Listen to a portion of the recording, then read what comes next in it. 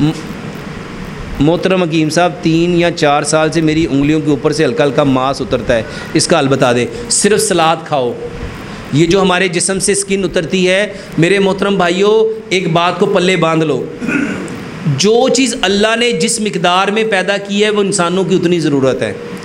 और अगर आप इब्राहीम अलैहिस्सलाम की ज़िंदगी को कुरान में देखें, इब्राहीम अलैहिस्सलाम जब अपनी औलाद, अपने बच्चे को और बीवी को मक्का छोड़ के जा रहे थे तो उन्होंने आसमान से की तरफ मुंह करके दुआ मांगी थी, अल्लाह मेरी औलाद को रिज़्क दे। तो रिज़्क क्या मांगा था? क्या मांगा था?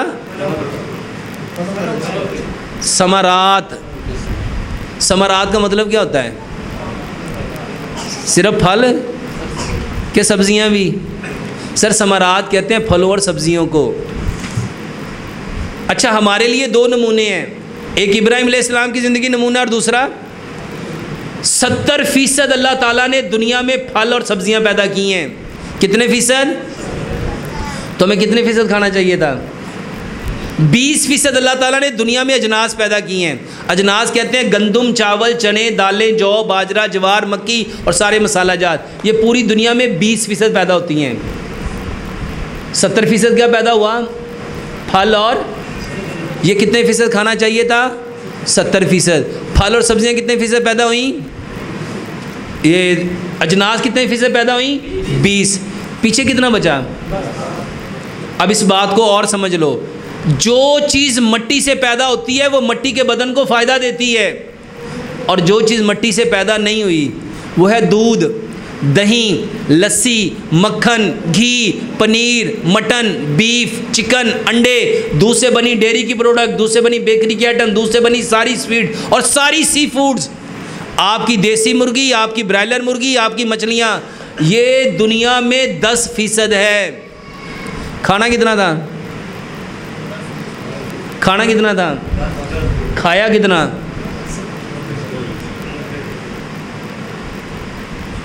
और जो रब ने पैदा किया 70% फल और सब्जियां। और इसको समझो, हकीकत में वल्लाह अल्लाह ताला ने कुरान में कितनी बार फरमाया, ये लोग समझते, इनमें सूझबूझ, ये अकल से काम लेते। जो दुनिया में सबसे बड़े मोटे गोश्त वाले जानवर है ना, मोटे ताज़े, वो सबसे मोटा जानवर कौन सा है? हाथी। हाथी ज़िंदगी में कभी गोश्त नहीं खाता, उसका गोश्त क्यों बढ़ गया? अच्छा, उसके बाद कभी अपनी गाय देखो, बैल देखो, अपने ऊंट देखो, गेंदे देखो, ज़राफ़े देखो, उन पे गोश्त क्यों चढ़ा? उन्होंने तो ज़िंदगी में कभी गोश्त नहीं खाया। वो खाते क्या हैं? खाते क्या हैं? फल और सब्जियां। अच्छा, फल उनको बेचारों को किस्मत से मिलता होगा। वो 70% क्या खाते हैं? सब्जियां। 20% खाते हैं फल और 10% लेते हैं पानी। और सच बताओ हम क्या खाते हैं?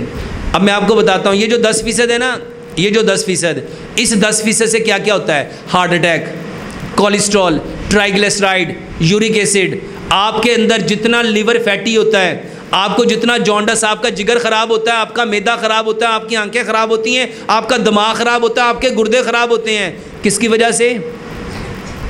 किसकी वजह से? इस 10% की वजह से। और सच बताओ लोग मरते किस में हैं? ये पार्टीज़ में जाओ, शादियों में जाओ, तो लोग सलाद के लिए दौड़ते हैं कि गोश्त के लिए दौड़ते हैं? और सलाद को कोई बेचारा, और जो नबी की दुआ है, जो नबी की, और मेरे मोहतरम भाइयों, नबी सल्लल्लाहु अलैहि वसल्लम के घर तो 3-3 महीने चूल्हा, यानी इसका मतलब था कि चूल्हे पे पकी हुई चीज़ें नबी सल्लल्लाहु अलैहि वसल्लम ने कितने माह बाद खाई? ये मैं सही कह रहा हूँ कि कहानी सुना रहा हूँ? आप तो आलिम हैं, मैं तो आलिम नहीं हूँ, मैं तो पढ़ने वाला एक तालिब इल्म हूँ। मेरे मोहतरम भाइयों, नबी सल्लल्लाहु अलैहि वसल्लम के घर में अगर 3 माह चूल्हा नहीं जला तो खाया क्या? अच्छा, ये एक बात और समझो, नबी सल्लल्लाहु अलैहि वसल्लम की बीवियाँ कितनी थीं? कितनी बीवियाँ थीं? अच्छा, जब खाते नहीं थे तो हक़ ज़ौजियत कैसे अदा करते होंगे? हमें तो यहाँ मुसीबत पड़ी होती है, खाएंगे नहीं, ताकत नहीं आएगी, ताकत नहीं आएगी, हक़ कैसे अदा करेंगे? और जब सहाबा के पास खाने को कुछ नहीं था तो वो 4-4 बीवियाँ कैसे रखते थे? उनमें ताकत किस चीज़ की थी? सब्र की, हौसले की, बर्दाश्त की, हिम्मत की, दिलेरी की, जुर्रत की। और वो इसलिए थी कि वो गुस्सा, और अगर गुस्सा आ जाता था तो फ़ौरन क्या करते थे? नबी सल्लल्लाहु अलैहि वसल्लम ने क्या फरमाया? मैं मोहम्मद सल्लल्लाहु अलैहि वसल्लम एक दिन में कितनी बार तौबा करता हूँ? और तुम में क्या फरमाया नबी से? मेरी पूरी की पूरी उम्मत गुनाहगार है, और बेहतरीन गुनाहगार कौन से हैं? जो गुनाह करके, मेरे मोहतरम भाइयों तौबा करो। अल्लाह की कसम तौबा में ताकत भी है, कुव्वत भी है, रिज़्क भी है। तौबा में अगर आप लोगों को साइंटिफिकली पता चल जाए ना, ये अपने आप को रोना, अल्लाह के सामने गिरियाजारी कर, जब बंदा रोता है ना, मैं आपको साइंटिफिकली बताता हूँ, आपकी आंख से क्या निकलता है? क्या निकलता है? क्या निकलता है? ये पानी नहीं है भाई साहब, ये आंसू हैं। और मैं आंसू की कीमत बताऊं, नबी सल्लल्लाहु अलैहि वसल्लम ने फरमाया 2 कतरे अल्लाह को बड़े पसंद हैं। एक वो कतरा जो अल्लाह के खौफ से, अल्लाह की खशियत से, एक कतरा बहाना अल्लाह की कसम उस हाविया को बुझाने के लिए, उस हाविया को बुझाने के लिए आंख का ये एक कतरा काफी है, जिसकी मुसाफत 70 साल है। और चीजों पे आंसू ना बहाओ, इस बात में आंसू बहाओ, हमसे दीन निकल गया। इस बात पे आंसू बहाओ, हमारी नस्लें बर्बाद हो गई। इस चीज पे आंसू बहाओ कि हम अपनी आखिरत के लिए कुछ नहीं कर सके। इस चीज पे आंसू बहाओ कि कल क़यामत वाले दिन हमारे साथ क्या मामला बनेगा। इस बात पे आंसू बहाओ कि मेरी नेकियां कहीं कल क़यामत के दिन कम ना पड़ जाए। हमारे आंसू किस बात पे निकलते हैं? हमारा रोना किस बात का है? बिल जमा नहीं हो रहे, बच्चे कैसे पढ़ेंगे, और राज़िक कौन है? जिस वेल मछली को, ब्लू वेल मछली एक दिन में 33,000 किलो गोश्त खाती है, वो अशरफुल मखलूकात नहीं है। हमारा रब हमसे मोहब्बत करता है। जो वेल मछली को 33,000 किलो गोश्त रोज खिलाए, क्या वो हमें नहीं खिलाएगा? क्या वो हमें नहीं पिलाएगा? अल्लाह की कसम हम अल्लाह को पहचान नहीं सके। हमने अल्लाह की कदर, आंसू बहाना इस बात पे बहाओ हम दीन को समझ सके। हमने तो अपने नफ्स को खुद इलाह बना लिया, जो हमें अच्छा लगा, बनी इसराइल की तरह। ताकत किस में आएगी? अल्लाह की कसम अल्लाह के सामने रोना सीखो, गिड़गिड़ाना सीखो, अपने भाइयों को माफ करना सीखो, दूसरों की गलतियों पे सब्र करना सीखो। दूसरों के दिए हुए दुख के ऊपर जिस तरह प्यारे पैगंबर जनाबे मोहम्मद सल्लल्लाहु अलैहि वसल्लम ने ताइफ में पत्थर खाए, बदले में क्या दी? फतह मक्का वाले दिन नबी सल्लल्लाहु अलैहि वसल्लम ने क्या किया? जाओ आज मैं तुम्हारे साथ वो सलूक करता हूं जो मेरे भाई यूसुफ ने अपने भाइयों के। आज हम अपने सके भाई को क्या करते हैं? और बीमारी ये है, अंदर कीना है, अंदर बुग़्ज़ है, अंदर हसद है। माफ करना सीखा? लैलतुल कदर की रात अल्लाह की कसम उसकी बख्शिश नहीं होती जो कता ताल्लुक करता है। और यहां सका भाई अपने भाई से क्या है? और अहले इल्म लोग वो अपने भाई से नाराज हैं। मेरे मोहतरम भाइयों, हमने दीन को अपनी मर्जी के मुताबिक जाना है। ये ताकत कहां से आएगी? ये सब्जियों में, फलों में, इन चीजों में ताकत नहीं है। असल ताकत कहां है? और सहाबा ने किस ताकत के बलबूते पे? हज़रत उमर फ़ारूक रज़ी अल्लाह ताला ने 22 लाख मुरब्बा मील के इलाके पे हुक्मरानी की। अमीर माविया ने 1.5 लाख मुरब्बा मील के इलाके पे हुक्मरानी की, किस चीज़ पे कर ली? क्या वो अपने साथ अपना डाइट प्लान लेके चलते थे? सुबह को वो रोजा रखते थे, रातों को वो क़याम करते थे, और सारी की सारी ताकत तकवे में है। तकवा डर है, तकवा खशियत है, तकवा रब का ताल्लुक है। और आज हम सारी चीज़ें खाने के बावजूद एक ही बात, कुछ है ही नहीं, कोई पल्ले ही नहीं, पूरी नहीं पहनती। पेट भर के नाश्ता सुबह भी किया। नबी सल्लल्लाहु अलैहि वसल्लम ने क्या फरमाया? जिसके पास उस दिन का खाना मौजूद है,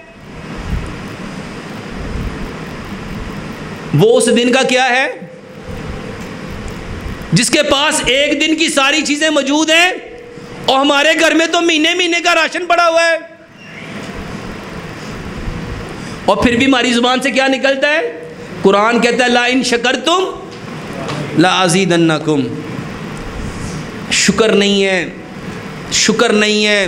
अल्लाह की कसम शुक्र बोल है। अपनी जुबान से ये शुक्र के कलेमात निकालो, जिंदगियां बदल जाएंगी। अपने भाइयों के लिए कभी रातों को उठ के दुआ मांग के तो देखो। जिस हमसाये ने, जिस दोस्त ने, जिस रिश्तेदार ने तुम्हें नुकसान पहुंचाया है, उसके लिए अल्लाह के सामने गिड़गिड़ाओ, और देखो जिंदगी बदलती कि नहीं बदलती। जब हम अपने भाई के तो मौजूदगी में उसके लिए कोई साउंड निकालेंगे, कोई बोल बोलेंगे, तो अल्लाह के नबी सल्लल्लाहु अलैहि वसल्लम ने क्या फरमाया? अल्लाह आसमान से एक फरिश्ता उतारेगा, वो तुम्हारे लिए वैसे ही बोलेगा। अब जो अपने लिए चाहते हो उस भाई के लिए बोलना शुरू कर दो, और मेरी दुआ तो पता नहीं उसके लिए कबूल होनी है कि नहीं होनी, लेकिन उस फरिश्ते की दुआ मेरे हक में। ये कहानी है, ये किस्सा है। यूरोप में इसके ऊपर रिसर्च हो रही है, और हम मुसलमान क्या कर रहे हैं? आवाज, वो आवाज जो किसी की अदम मौजूदगी में उसके लिए बोली गई, उधर कुरान कहता है जब तुम किसी की अदम मौजूदगी में उसके बारे में ऐसी बात कहते हो जो उसको बुरी लगे, वो क्या है? वो ऐसे है जैसे अपने मरे हुए भाई का। और हम क्या खा रहे हैं? और हम तो अपने लिए फरिश्तों को उतार सकते थे अगर उसके लिए सिर्फ क्या मांगते। और शैतान ने किस काम में लगा दिया? उसने कहा अगर इसने मांग ली दुआ तो ये आप भी तर जाएगा और अपने भाई को भी जन्नत में जाने का सबब बन जाएगा। और दो लोग यहां बैठते हैं, याद करो उस हदीस को, वो जो दो औरतों ने रोजा रखा, उनके पेट में दर्द हुआ, नबी सल्लल्लाहु अलैहि वसल्लम ने उनको बुलाया, प्याले सामने लाए, उनके हलक में उंगली मरवाई, बाहर क्या निकला? और बीमारी ये है जो बैठता है अपने भाई के बारे में क्या कहता है, अपनी बहन के बारे में क्या कहता है, दोस्तों के, और अगर कोई नहीं मिला ना, वो कहता नवाज शरीफ बगैरत इंज कर गया, बेनजीर इंज कर गई, इमरान खान इंज कर गया। और वो क्या कर गया तुम्हें पूछना है किसी ने? ये तकरीर नहीं है, ये कोई जज्बात नहीं है जो मैं आप लोगों के सामने बयान करना चाह रहा हूं। और वल्लाह अपनी हकीकत को पहचानो, अपनी आवाज, इसकी कदर करो। ये आवाज आसमान से फरिश्तों को उतार सकती है। अगर मैं अपने चचा के लिए, अपने ताया के लिए, अपने मामू के लिए, अपने फुफा के लिए, अपने खालू के लिए, अपने भाई के लिए, अपनी बहन के लिए, अपने रिश्तेदार के लिए, अपने दोस्त के लिए, अपने हमसाये के लिए, अपने ड्राइवर के लिए, अपने घर के मुलाजिम के लिए, अगर मैं एक एक के लिए रात को उठ के गिड़गिड़ा के दुआएं मांगूंगा, बताओ कितने फरिश्ते मेरे लिए उतरेंगे? मैं अल्लाह के यहां कितनी इज्जत पा सकता हूं? लेकिन हमारी बदकिस्मती, हम जहां बैठते हैं हम क्या बोलते हैं? हालात ठीक नहीं, वक्त ठीक नहीं, हुक्मरान ठीक नहीं, मोहल्ला ठीक नहीं, आबादी ठीक नहीं, इलाका ठीक नहीं, मौसम ठीक नहीं। सारा गंद मोबाइल ने डाला हुआ है। वो गंद अंदर है, जिसके अंदर खैर होगी उसके बाहर क्या निकलेगी? जो अंदर भरा हुआ है मेरे भाइयों वो ही निकलता है। साइंस समझ गई। साइंस के अंदर, साइंस ने कहा if your body generate positivity then your all activity are positive and if your body generate negativity then your all activity are negative. जो यहां भरा है, और नबी सल्लल्लाहु अलैहि वसल्लम ने क्या फरमाया, बुखारी की पहली हदीस है, इन्नमल अमालु, अमाल का दारोमदार किस पे है, और नियत इरादे को कहते हैं। और सच बताओ हमारा इरादा क्या है? सुन्नी इंज कर देने, भाभी इंज कर देने, देवबंदी इंज कर देने। हम अपने आप को बढ़ोतरी देना चाहते हैं। अल्लाह ने आपसे ये नहीं पूछना कि कौन क्या कर रहा था। वो जो अभी भाई साहब ने क़यामत के 5 सवाल कहे ना, उसमें एक सवाल है, जवानी किस उम्र में काम में गुजारी? जवानी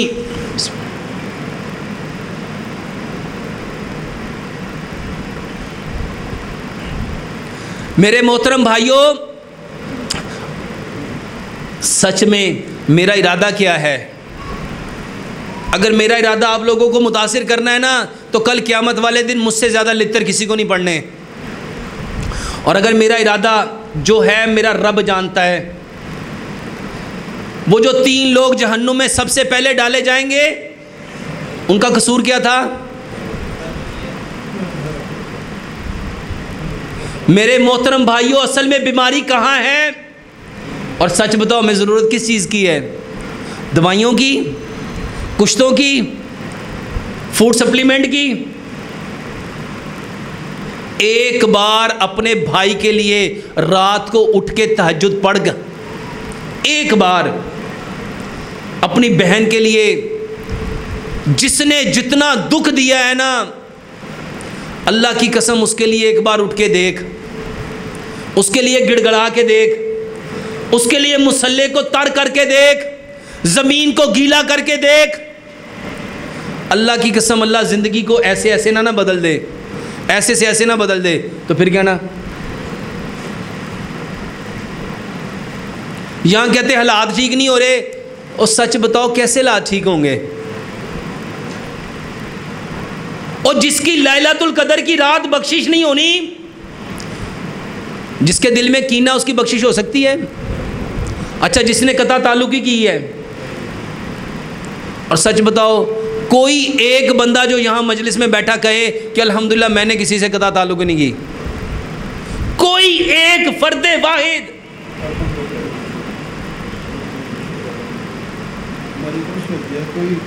मेरे मोहतरम भाइयों, अलमिया है। अब इसको इस बात पे अपने ऊपर ले आओ। नबी सल्लल्लाहु अलैहि वसल्लम ने क्या फरमाया? तुम उस वक्त तक मोमिन नहीं हो सकते जो चीज़ अपने लिए पसंद करते हो अपने भाई के लिए। अब अमल डबल हो गया, जिम्मेदारी डबल बढ़ गई। मैंने तो कता ताल्लुक ही नहीं की, किसने की है? मेरे भरा ने की है। तो जाके उसके मिन्नत कर, अल्लाह से उसके सामने गिड़गिड़ा, रातों को उठ, उसके लिए दुआएं मांग कि तू बच गया है। अब हमने उसको, और यहां हम क्या करते हैं? कहने असी अपनी पूरी कर लिए, सानू की लगे। मेरे मोहतरम भाइयों, असल बीमारी वल्लाह गुनाह है, और वो गुनाह हम किसी ना किसी सूरत में शैतान के बहकावे में आके कर रहे हैं।